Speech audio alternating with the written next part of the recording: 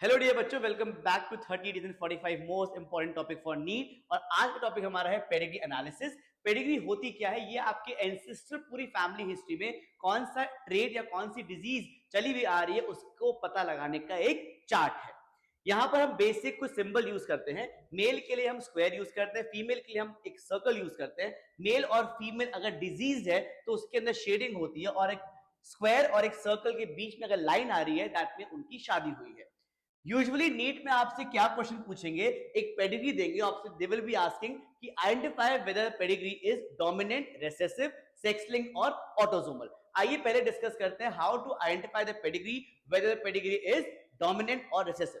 ये पेडिग्री है। यहाँ पर पहला जो आप देख रहे हैं जनरेशन, एक फादर मदर, उनके 3 बच्चे, पहली गर्ल, दूसरा लड़का और तीसरा आपकी गर्ल। इस लड़के की शादी की, इसका लड़का भी क्या आया आपका, डिजीज आया। तो फर्स्ट जनरेशन में डिजीज, सेकेंड में डिजीज और थर्ड में डिजीज, तो ये एक डोमिनेंट डिजीज कहलाती है। इसी के अपोजिट देखिए, एक आपको पेडिग्री दिख रही है, फर्स्ट जनरेशन में डिजीज, सेकेंड में डिजीज, बट थर्ड में there is no disease, that means ये एक रिसेसिव पेडिग्री है।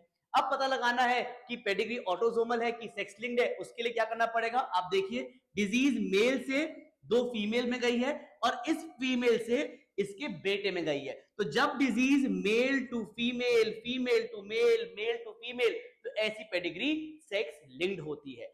यहां पर देखिए, यहां पर एक फीमेल है जिसने डिजीज अपने बेटे को भी दी है, डिजीज अपने बेटी को भी दी है। ऐसी डिजीज को बोलते हो ऑटोसोमल डिजीज। तो ये वाली पूरी पेडिग्री कैसे हो जाएगी, it will B autosomal recessive, और ये कैसे हो जाएगी, it will be a sex linked dominant disease. अच्छा, यहां पर कभी कभी जियोटाइप पूछ लेते हैं कि आप बताइए कि जियोटाइप क्या होंगे। अब जैसे यहां पर ऑटोसोमल रिसेसिव है तो ये क्या होगा, ऑटोसोमल ये रहा।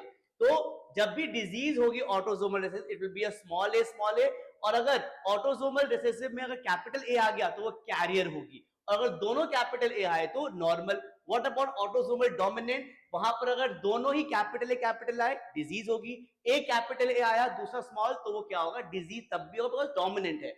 दोनों small A it will be a normal.